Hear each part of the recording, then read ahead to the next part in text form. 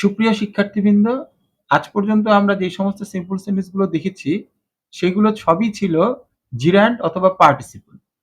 কিন্তু এখন আমরা দেখব টু প্লাস ভার্ব অর্থাৎ ইনফিনিটিভ দিয়ে কিভাবে সিম্পল সেন্টেন্স করা হয়। উই ইট টু লিভ, আমরা বাঁচার জন্য খাই, আমরা বাঁচার জন্য খাই। এখন এটাকে যদি আমরা কমপ্লেক্স করি তাহলে কিভাবে হবে? We eat so that we can live. এই যে সো দ্যাট এটা হলো একটা conjunction, subordinating conjunction. We eat so that we can live, দুইটা সাবজেক্ট ব্যবহার হয়েছে, দুইটা ভার্ব ব্যবহার হয়েছে। একটা ক্লজ আর একটা ক্লজের উপর নির্ভরশীল। কোন ক্লজটা? So that we can leave, এইটুকু হচ্ছে সাবঅর্ডিনেট ক্লজ। আর উই ইট এটা হলো প্রিন্সিপাল ক্লজ বা মেইন ক্লজ। এটাকে যদি আমরা কম্পাউন্ড করি তাহলে কি বলবো আমরা? We want to leave and so we eat. অবশ্যই তোমরা এই তিনটা সেন্টেন্স আগে মুখস্থ করে ফেলবে, অর্থাৎ এগুলো হলো সেন্টেন্স প্যাটার্ন। এগুলো মুখস্থ করে ফেললে তোমাদেরকে কোনো রুলস পড়া লাগবে না। এরপরে আসো আমরা এক্সারসাইজ গুলো করি। এক্সারসাইজ গুলো কিন্তু একই নিয়মে হবে। তাহলে আমরা কি দেখতে পাচ্ছি? উই ইট টু লিভ অর্থাৎ ইনফিনিটিভ দিয়ে আমরা ভার্বটাকে কি করে দিয়েছি? আমরা দুটো ভার্ব ছিল, একটা হলো ইট আর একটা হলো লিভ। দ্বিতীয় ভার্ব আমরা ইনফিনিটিভ করে সেই ভার্বটাকে আমরা সেখান থেকে অব্যাহতি দিয়েছি। We eat so that we can live, এখানে কিন্তু দুটোই ফাইনাইট ভার্ব আছে, একটা ইট আর একটা হলো ক্যান লিভ। নিচেও কিন্তু দুইটাই ফাইনাইট ভার্ব আমরা পাচ্ছি। We went to market to buy a car, তাহলে কি দেখতে পাচ্ছি আমরা? উই ওয়েন্ট টু মার্কেট, আমরা মার্কেটে গিয়েছিলাম। কেন গিয়েছিলাম? টু বাই এ কার, এখানে ইনফিনিটিভের ব্যবহার আছে। এখন এটাকে যদি আমরা কমপ্লেক্স করতে চাই তাহলে আমরা বলবো we went to market so that we could buy a car.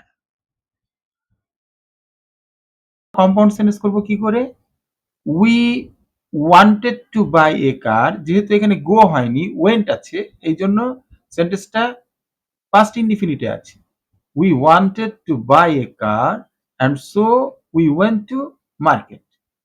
2 number sentence, I read so that I can make a good result. এই সেন্টেন্সটাকে যদি আমরা সিম্পল করতে চাই তাহলে আমরা বলবো I read to make a good result. Compound করার সময় আমরা বলবো I want to make a good result and so I read. তৃতীয় sentence, he wanted to be healthy and so he got up early in the morning. এখানে তোমরা লক্ষ্য করো দুটোই পাস্ট ইনডিফিনিট টেন্সে আছে। এটা কোন ধরনের সেন্টেন্স? এন্ড আছে, এই জন্য এটাকে আমরা কম্পাউন্ড সেন্টেন্স বলবো। সিম্পল করার সময় আমরা বলবো he got up early in the morning to be healthy. He got up early in the morning to be healthy. এই সেন্টেন্সটাকে যখন আমরা কমপ্লেক্স করব তখন আমরা বলবো he got up early in the morning so that he could be healthy. যেহেতু এখানে wanted past টেন্সে আছে এই জন্য ক্যানটা কুড হয়ে গেল।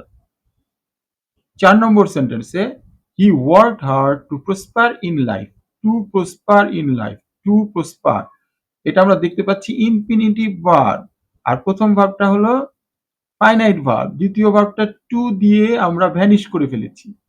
এই জন্য আমরা এটাকে যদি কমপ্লেক্স করতে চাই তাহলে আমরা বলবো হি worked hard so that he could prosper in life. যেহেতু ওয়ার্ক পাস্ট টেন্সে আছে সেজন্য আমরা ক্যানকে কুড করে ফেলেছি। আবারও বলছি হি worked hard so that he could prosper in life. এই সেন্টেন্সটাকে যদি আমরা কম্পাউন্ড সেন্টেন্সে পরিণত করি তাহলে আমরা বলবো he wanted to prosper in life and so he worked hard. আবারও বলছি he wanted to prosper in life and so he worked hard. আজকে এই পর্যন্তই। 5 নম্বর রুলস আমরা আগামীকাল আলোচনা করব।